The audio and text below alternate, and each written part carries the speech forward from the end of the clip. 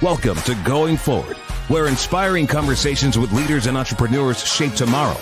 Dive into the depths of their journeys, the hurdles they've overcome, and the insights they bring to the future. Let's get moving right here, right now on Going Forward. This episode of Going Forward is brought to you by Optimizer, the award-winning PPC management tool trusted by advertisers worldwide. Need to save time and supercharge your ad performance? Optimizer makes managing PPC campaigns on Google, Facebook, Amazon, and Microsoft easier than ever. With automation, smart insights, and powerful optimizations, you'll work smarter, not harder. Try it free for 14 days at optimizer.com/go/VIP and take your ads to the next level. Ladies and gentlemen, and Going Forward Nation, I have someone on this line today, man, that I've looked up to for quite some time. And I told him on the call prior, I said, man, I've been watching you for a while. He's like, how long you go back? 5 years? And I don't want you to think I'm stalking you, but I was paying attention to you. I have Mr. Anton Gunn on the line with me today. And I do not want to botch his resume, but I'm going to tell you a few things about this guy. He is he's a lot of consider a leadership expert. He's also worked inside the Obama administration. We're not going to talk politics today. He was actually an SEC football player. He was on my favorite team, the Gamecocks, Garnet and Black. He is considered, one of the best-selling authors on presidential principles, named one of the most influential minority executives in healthcare. And also, he was one of the youngest folks elected in SC district in history as a legislator. My friend, Mr. Anton Gunn. Anton, thank you for being with us on the Going Forward show today, sir. Thank you for having me, Eric. Excited about being here. Well, I'm going to tell you the first thing is, for those people who weren't around, the enemy tried to keep you and I apart, but that ain't happening today, man. So, we had all kind of team members on my end working out the technical difficulties to make sure that I got Mr. Anton on the line today. Anton, I've been following you for a while. And one of the things that really gets me is when I jump in and see you on LinkedIn or Facebook talking, you talk about leadership a lot, right? Mm-hmm. So how did you get into this whole, I want to make this my focus? How did you get into that? How did leadership become a focus for you? Well, first of all, a great question and a great place to start, because leadership is not something I do. It's a part of who I am. Mm-hmm. And what do I mean a part of who I am? In order for me to unpack that for you, I have to give you some context of the family that I grew up in, the family that I was raised in, and the lifestyle that I've grown into. And that is, I'm a fourth generation military brat. Mm-hmm. And when I say fourth generation, I want you to understand that my great grandfather served in both world wars. Wow. My grandfather served in World War II. My grandmother was a welder in a shipyard during World War II, and she helped to build 3 aircraft carriers. Okay. My grandparents had 4 boys, my dad and his 3 brothers. My father was in the Navy for 22 years. His oldest brother was a Marine. His second oldest brother was in the Army, and his baby brother was in the Army. Wow. So there's 3 generations of men in my family that all served in the military. And that's a part of my story. That's where service, which I believe is the prerequisite of leadership, service is where it all started for me. And then to bring it all home, leadership was my first responsibility, because I'm the oldest of 4 boys. I have 3 younger brothers, and I'll never forget when I was about, I think I was about 8 years old, 9 years old. My mom came and put my brothers on the couch beside me and said, I got to go upstairs and feed the twins. So I want you to watch your brother. Don't you let him fall. Don't you let him get hurt. Don't let nothing happen to your little brother. He is your responsibility, your job to take care of him. He is going to do what you do and do what you say. So don't let nothing happen to him. If it is, then it's your responsibility. It's your fault. And so for me, I've been a leader my entire life since I had siblings. And so it was something I had to do, and it became who I am, because I think it's the greatest responsibility that we can have, is to create space and opportunity for people who come behind us or who follow us to be better off because we were in their lives, because we serve them first. Man, that's impactful. Now, let me ask you this though, because you've kind of been around the spectrum. You've worked with people like President Obama. Not very many people could say that. Yeah. And you also work with corporations like Mercedes-Benz. But now, what are some things or some traits that you think like all these leaders have to have in common? Yeah. So there's a lot of things that if you want to be the most effective leader, if you want to be a leader that has a long-lasting impact, I believe that there's some fundamentals that every leader needs to have. And there are 4 fundamentals. But before I give you the 4 fundamentals, I want you to understand that anybody can be a great leader. Anybody. It doesn't matter where you start in life. If you just discovered leadership this morning, or if you've been wanting to lead since you were born, it doesn't matter. You can be a great leader. But you have to understand the 3 fundamental questions that separate great leaders from the worst leaders. And there's 3 questions, and I'm going to give them to you. And when I give them to you, I want you to understand that how you answer these questions, will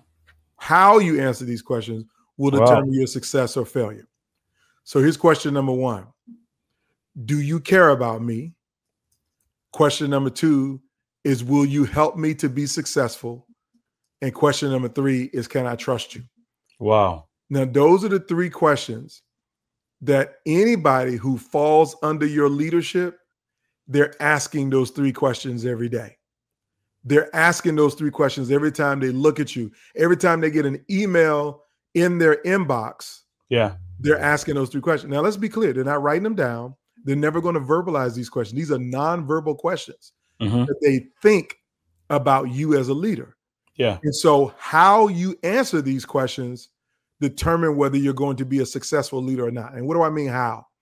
Nobody wants to hear yes to the answers to those 3 questions. Do you care about me? Will you help me to be successful? And can I trust you? They don't want to hear yes. Yeah. They want to see yes in your actions.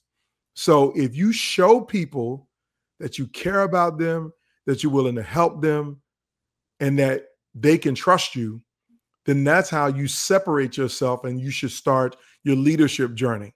And so I believe that all of the best leaders, they know those questions and they know how to answer them. And you answer them by first serving the people that you lead. See, a lot of times we get it wrong. When we get in a leadership position, we think it's our job to be served. That the people who follow me or the people who support me, they're the ones who should be serving me because I'm the leader. When it's the exact opposite. Your job as a leader is to serve the people that you lead. The second part of that job is how you help them is by empowering them. Empowerment is giving people the tools, giving people the information, and giving people the opportunity and the resources to be successful. So if I work for you and my second question is, Eric, are you helping me to be successful? What I'm really saying, Eric, is have you given me the tools, the information, and the resources to be successful? That's empowerment. That's point number 2 in terms of the characteristics. So service is 1. The second characteristic is a leader who empowers the team that they lead. And the third one is leadership. And when I say leadership, leadership means being transparent, being authentic. Wow. And so if you follow me on social media, on LinkedIn or anywhere else, you know that I'm going to be authentic. I'm going to tell you how much I love hip hop. I'm going to tell you how much I despise injustice. I'm going to tell you what I like and what I don't like. I'm going to tell you what pisses me off. I'm going to tell you what motivates me. I'm going to tell you the truth, the pure, unadulterated truth. Because being an authentic leader is what real leadership is. People don't want to follow a superhero. They don't want to look for Superman. They want to see a real human being who has faults, failures, warts, and makes mistakes, but gets up every day and try to be better. So that's the third one, is leadership. And then the fourth one, the fourth characteristic that I found that great leaders have in common is that they understand that their time in leadership right now is not about them, but it's about the future. Wow. About the legacy that they lead. And so I know we're not going to talk politics today, but I will give you the example Mm-hmm. of Barack Obama being one of the best leaders, regardless of whether you love what he did as president or you hate what he did as president. As a human being, he embodies the characteristics that I just laid out, that he believes in service above self. Mm-hmm. That's number one. Number two, his only goal as a leader is to empower people with the tools, the information, and the resources to determine their own destiny. Number three, he was transparent about his faults and failures. He shared with him the things that his wife tell him that he ain't good at, or when his kids he's honest about those things. And then in the last piece, he knew that he was never going to be president forever, and that's not his job.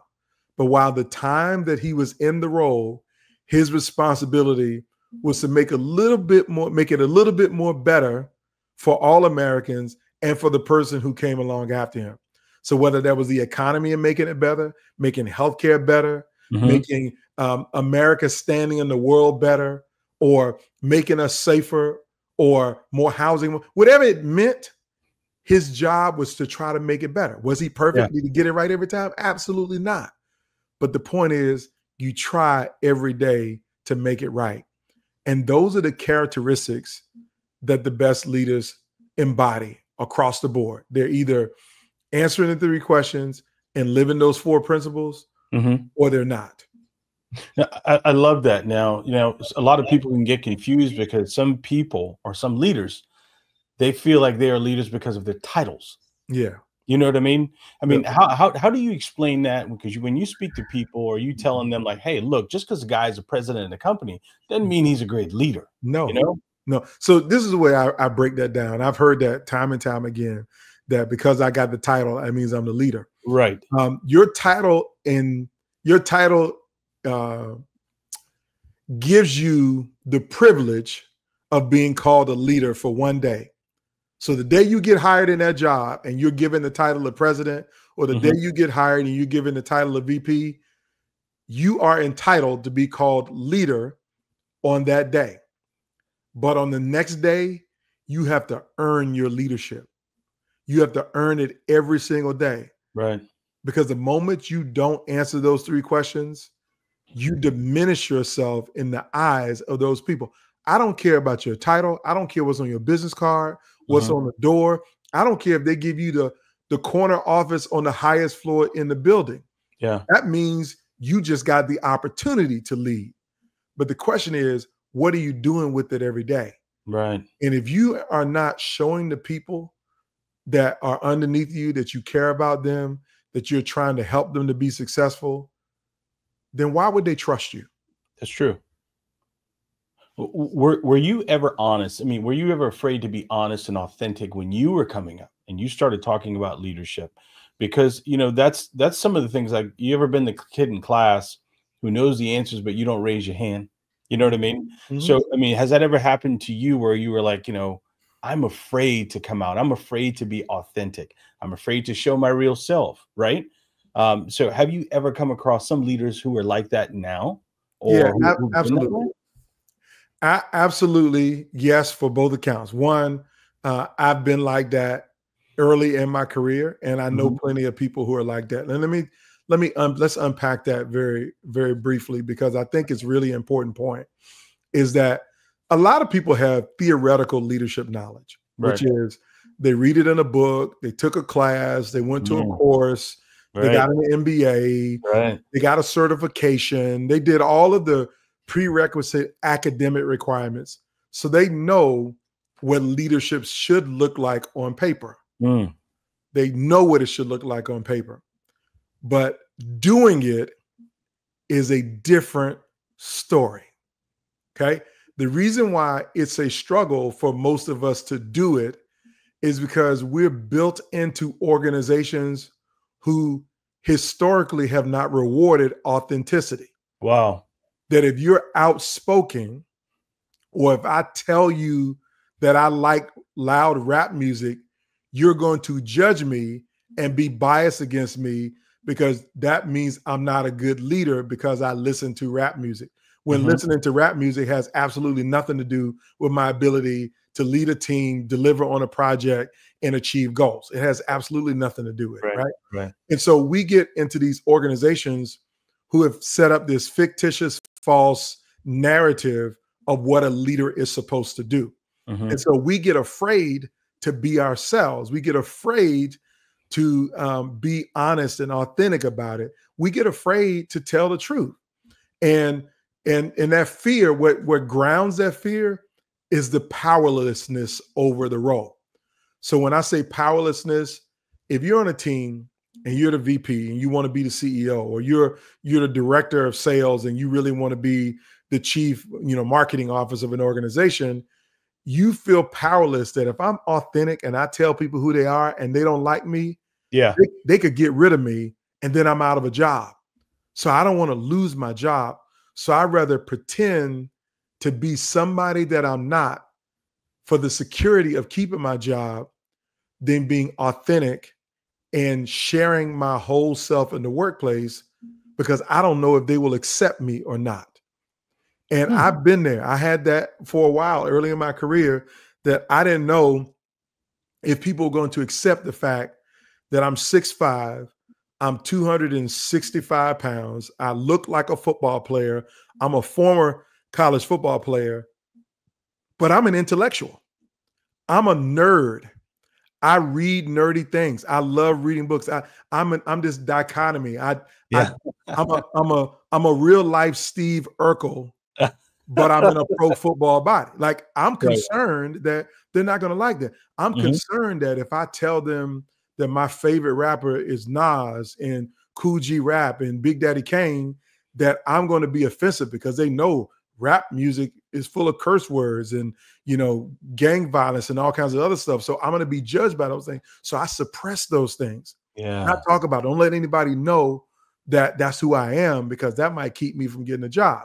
Right. But what I've learned over my career, it is the complete opposite.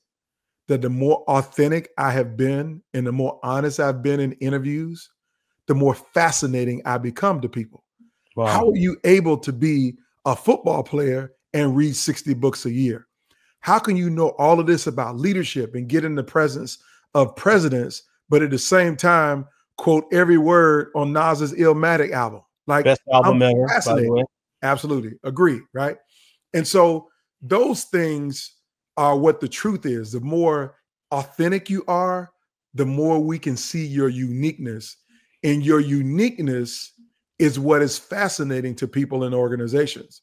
And you want to be fascinating. You want to be someone that says, you know what, he's irreplaceable or she is irreplaceable, not because of what you know how to do, but you're irreplaceable because there's no other person on the planet like you that can be you. Well, you talked earlier. I love that, but you also talked earlier, and I want to talk from like an employee standpoint, because sometimes they don't know how to recognize a leader, especially if they've worked in multiple jobs.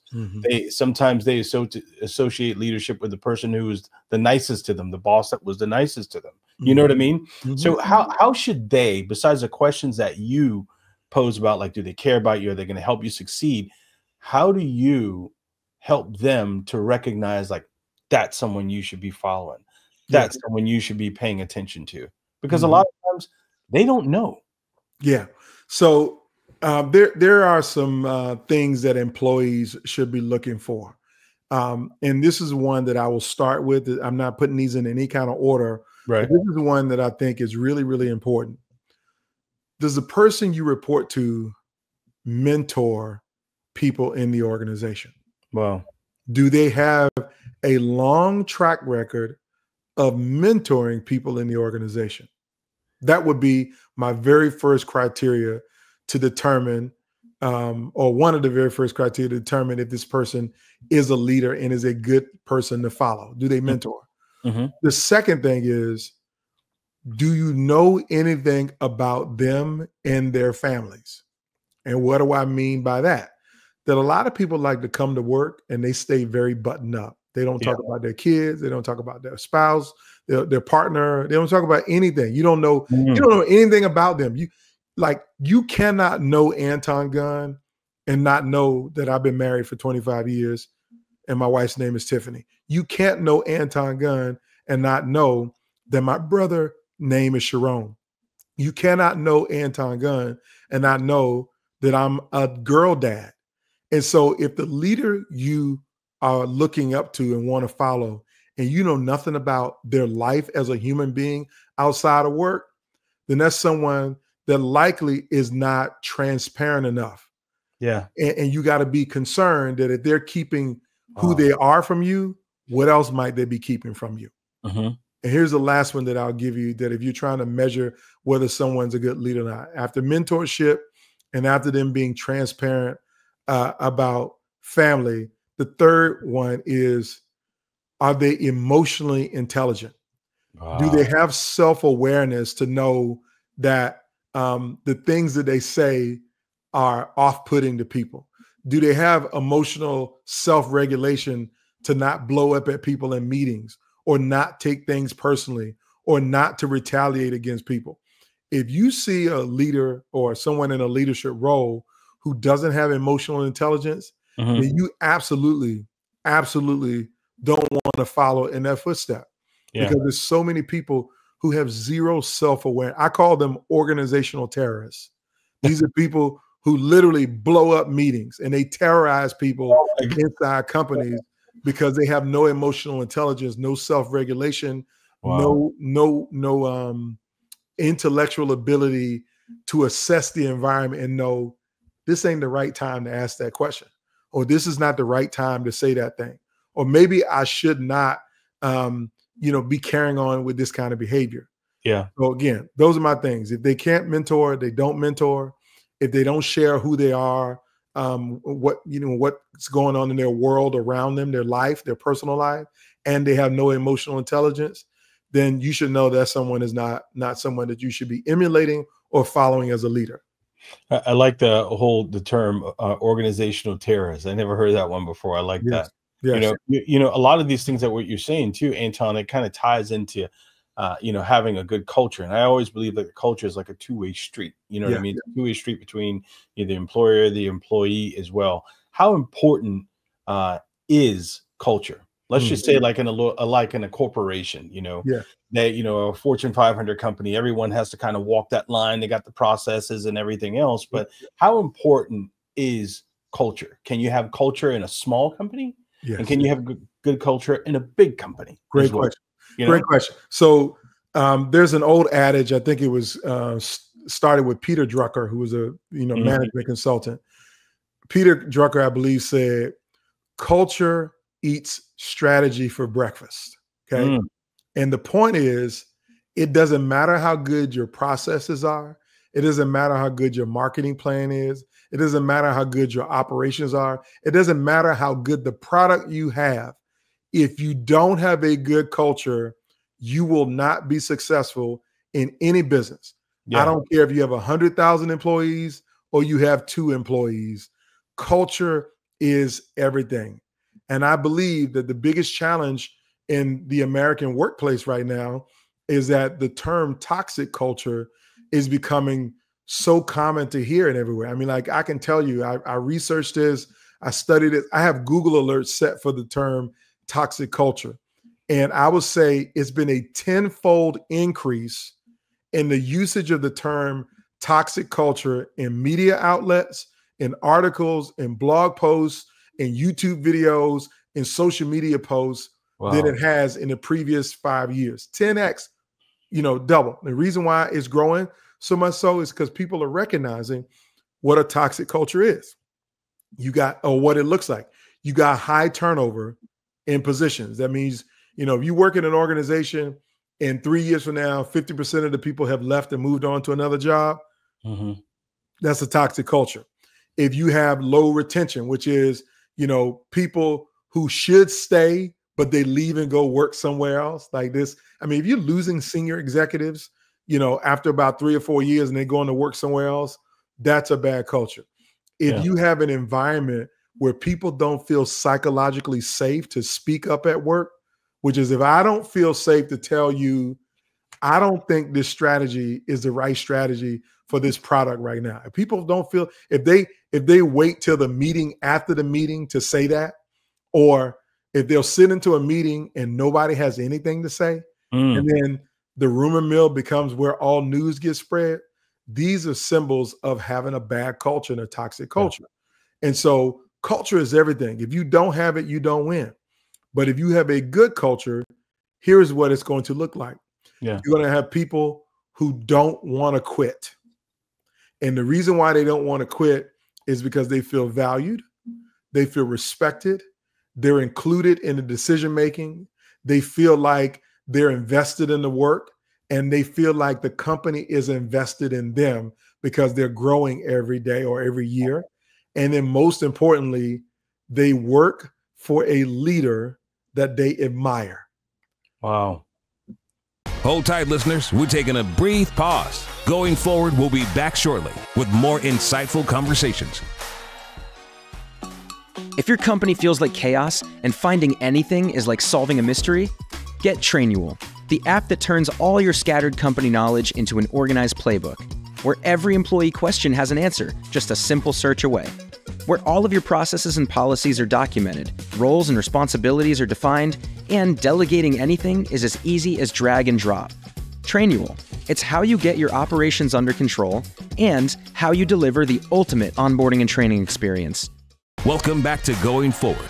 We hope you're recharged because we've got an exciting second half waiting for you. Get ready to dive deeper and be inspired. Let's keep the momentum going. But, you know, I'm gonna be straight up with you.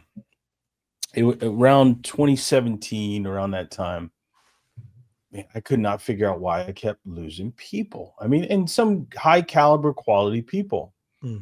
And, you know, for the longest time, and this is like, you know, my message, and hopefully somebody else can pick up on it too, because it was me. I kept saying, oh man, they're crazy. Oh, they're lazy. You know, because like, I think leaders can have an excuse because boy, I had one around that time. And then, you know, at some point I had to have a change and say, you know, look, I've been divorced from all these different people, you know, at some point I got to look at myself too. But is it hard for some of these leaders or some of these people who are striving to be better leaders to look inward? Because I do believe sometimes the best leaders need to be led too. Yes. So, you know, you said a mouthful, and I'm not surprised. I'm so glad that you're able to be transparent, because we all need to look ourselves in the mirror every day. And I go back to these 3 questions. Okay. So as a leader, that first question is, do you care about me? If your employee is asking the question, do you care about me? You have to ask the question as a leader, how am I showing my team that I care about them? And more specifically, what's important to them? Like, and it's really hard to show an employee that you care about them if you don't really know them. So the question is, how are you getting to know the people that you lead? And I'll give you this example that we would identify with. Let's say you work for me. You're on my team, and you've been an employee of mine for 3 years. And let's say it's Employee Appreciation Week. And so I'm going to give everybody on my team a gift that I think that they would appreciate. Okay. And let's say I give you a purple and orange Yeti cup that has a white tiger paw on the side of it. And I give you that as a gift. Okay. How is that going to make you? Am I really showing you that I care about you to give you a cup of the Clemson Tigers when I already heard you say that your favorite football team is the South Carolina Gamecocks? I've just told you I really don't care about you at all. Because I'm going to give you what I think is important rather than what you feel value and connection with. So the first thing of self-reflection is, how am I showing my team that I care about them? How do I really know who's on my team? What makes them tick? What motivates them? What inspires them? What pisses them off? What do they like about this world? And what their favorite movie is, their favorite book? Like, if you don't know that, if you're not asking that question, then you're losing. And then the second question is, as a leader, you have to ask yourself, how am I showing my team that I am helping them to be successful? What am I doing to help them to be successful? Am I removing obstacles out of the way, or am I putting more obstacles in their way? Or has my team come to me repeatedly to tell me about a problem and I don't do anything to solve the problem?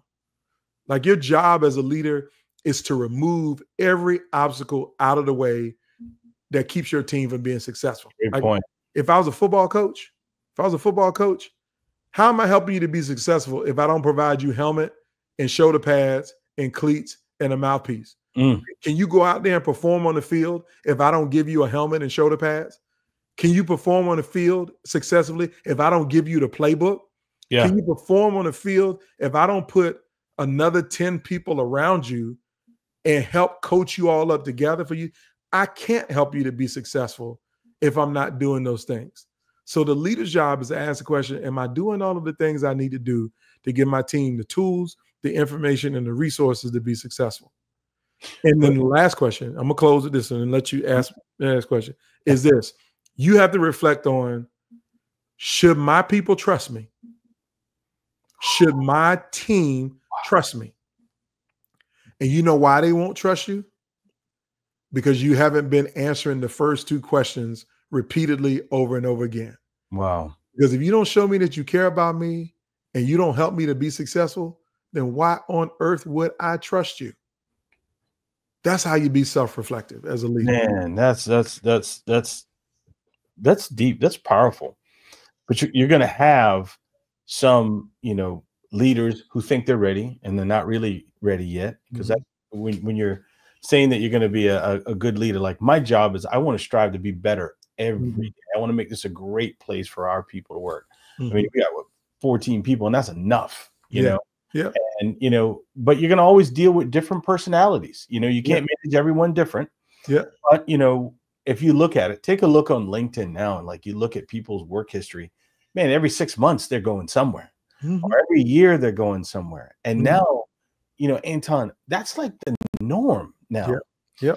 Are there some people who just don't want to be led that are in your organization? And how do you tell leaders to deal with that? Yeah. So I believe everyone wants to be led by a leader that they admire or respect. Got it. We all do. Even if you take it away from work, let me give you this example.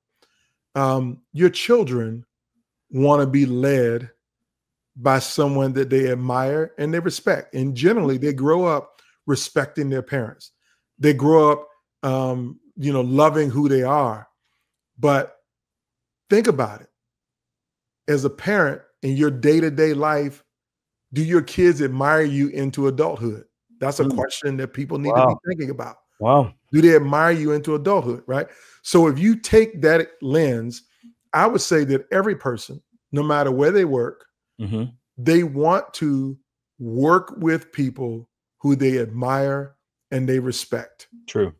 Okay. They want that. Wow. They want that. But most times, the people that they work with don't give them anything to admire. And sometimes the respect can be questionable.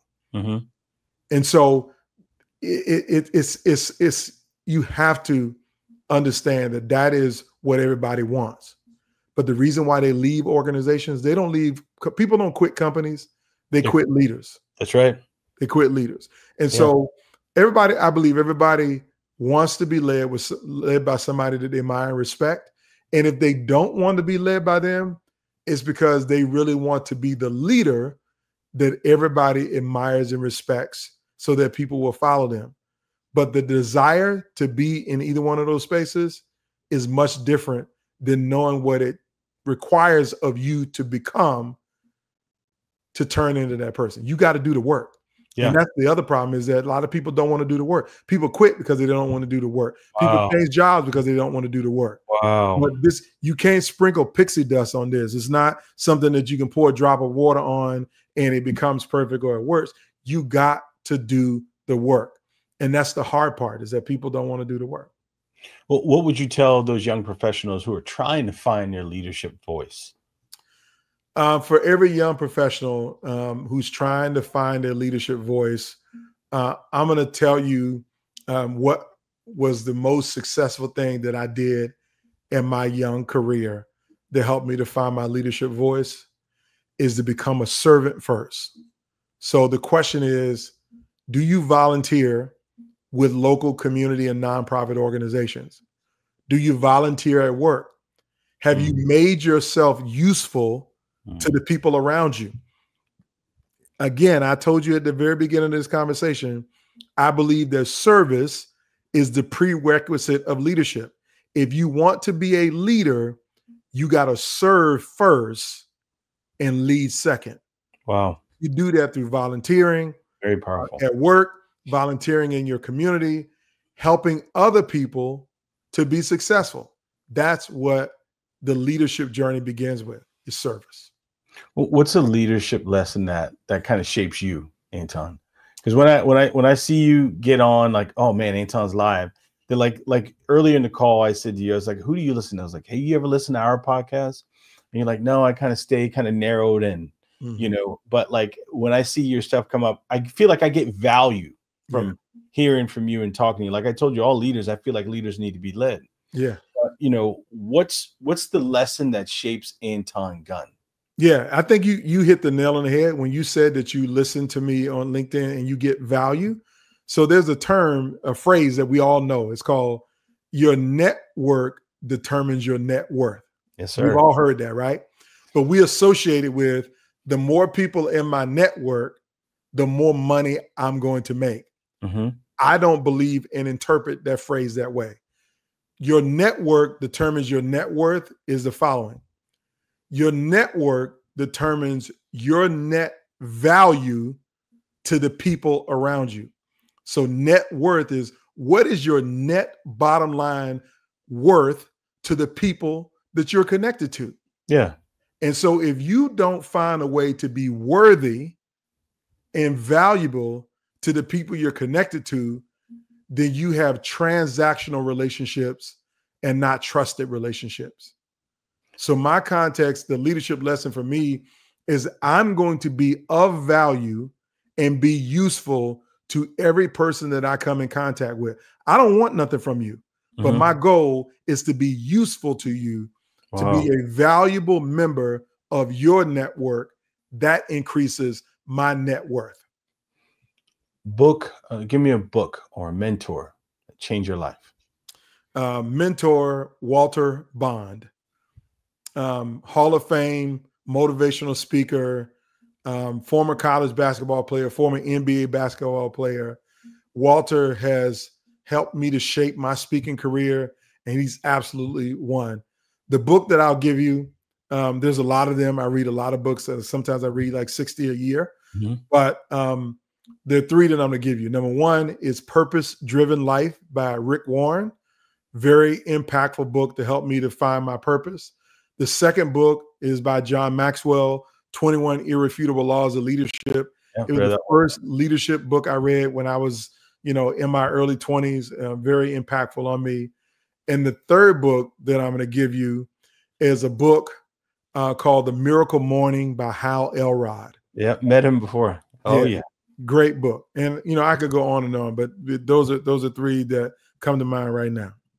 Anton, I know you and we got a hard stop. And first off, I want to just thank you for being, part of the show and adding some value. And I hope down the road we can actually extend it, because boy, the technical difficulties, I was not going to let that keep you and I apart today. I mean that. Thank you. But I'm going to, you and I were both hip hop fans, and we've talked about this before. Yes. Greatest album, we already agree on it, so I don't need to ask you that, Illmatic. Actually, is one of my favorites, but my greatest album is behind me on the wall right here. And that's Public Enemy's It Takes a Nations of Millions to Hold Us Back. Okay. That's the greatest album of all time. Got it. Okay. Jordan or LeBron? These are going to be some rapid fire questions. Jordan. I'm gonna ask you. Jordan. All right. So what's the one verse in hip hop that you feel sums up you in your life? Oh. The one verse that sums me up in my life. Wow. That's I've never been asked that question, but I'm going to give you, I can't give you the one verse, but I can tell you the song. Okay. It is by Rakim, Eric B. and Rakim. Okay. And the song is called Follow the Leader. The whole song. bar in that song. Well, what is the words? The name of our show is titled Going Forward. What does going forward mean to you, Anton, in your life? Going forward means to stay progressive. And when I say progressive, I'm not talking about politically progressive. I'm talking about always finding a way to move forward or taking ideas that move me forward on my mission-driven work. My belief is to serve people, improve organizational culture, and to help leaders become the people that everybody admires. And so I'm looking for ideas and actions that will always move me forward so I can do that more. Well, I'm going to tell you this, man. I've gotten so much value from watching you over the years.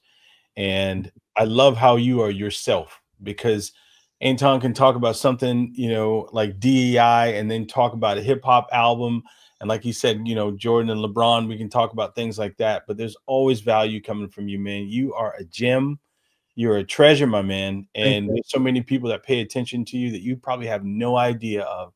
But I want to be able to just thank you. And I'm not going to just thank you. I'm going to thank your wife too, because you can't do what you're doing unless she was behind you. Absolutely. So I appreciate you for being able to just give us your time, but also giving the world some value, man. So thank you for being a guest. And Going Forward Nation, I want you to connect with Anton. Anton, tell these people exactly how to find you, how to buy your book, because you got 3 books out there. Yeah. So I'm going to do this better than having you to go buy my book. I want all of your listeners, I'm going to give them a free gift.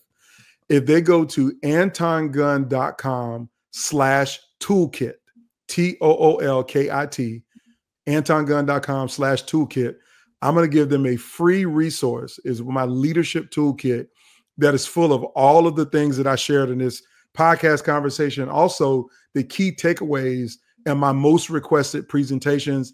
And I got a few more gifts and assets that I'll give to them. So that's the value I want to get. Go to antongunn.com/toolkit, download that resource, and it will help you to be a better leader right now in real time. Wow. Love that. And to our listeners out there, Going Forward Nation, I want to thank you for giving us your most valuable asset. Your time is the one thing you can never buy back. Thank you so much, Anton. Hold the line for me. Have a great If you enjoyed today's episode, please take a moment to rate our podcast and share it with a friend. Every share, every comment, every rating propels us forward. For more content, insights, and updates, visit ericelliott.com. Remember, your journey, your story is what keeps us going forward. Until next time.